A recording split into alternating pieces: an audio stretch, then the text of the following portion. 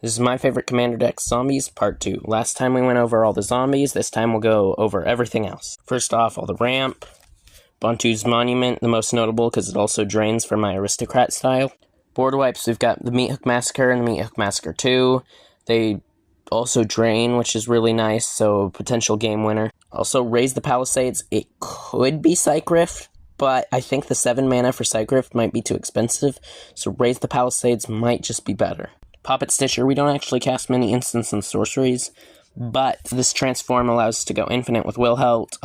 When a zombie without Decayed dies, it comes in and this removes the Decayed, so then when it dies, it get another Decayed, but then it gets Decayed removed, so on and so forth. We make a lot of tokens and sack a lot of tokens, so I put Mirkwood Bats in. Roaming Throne doubles the Wilhelt triggers, which means 2 Decayed, and I could sack 2 things for 2 cards. Among other zombie cards I have. Finishers, Bolas Citadel, Scarab God. A lot of people forget about that bottom text for Bolas Citadel. Won multiple games with that. Rooftop Storm allowing me to get all my zombies for free. Goes bananas with Gravecrawler.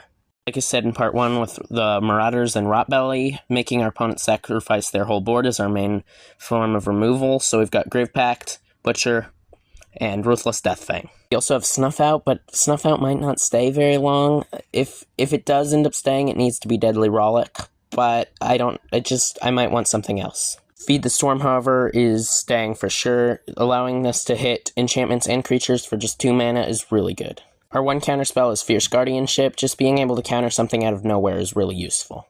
For tutors, I don't love running like Demonic, Vampiric Tutor, that sort of stuff. It just makes the games more consistent and less fun. I play at a lot of casual tables. So we have Lively Dirge. This can also put anything with mana cost 4 or less on the battlefield, or it can just get Gravecrawler into the graveyard. Razaketh, and Finisher, and Free Sack Outlet. We have all our zombie token creation. Liliana also reanimates, and I've never gotten that ultimate off, but it would be nice. Makes our zombies all bigger, and doubles our zombies.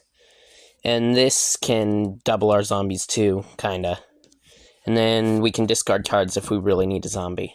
That's the deck right now. Cards to add to the deck would be Watery Grave, as well as Polluted Delta. I mentioned it when I talked about Warren Soul Trader, but then definitely for Rexian Altar, allowing me to go infinite in another way. Here are all the cards I've taken out of the deck that might go back in someday. Zombie Apocalypse is the strongest one. I just think Rot Hulk is a little better with all my zombie synergies. Gleaming Overseer just doesn't do as much as I would like. Neither does Bray. These lords just feel a bit expensive. And then Sack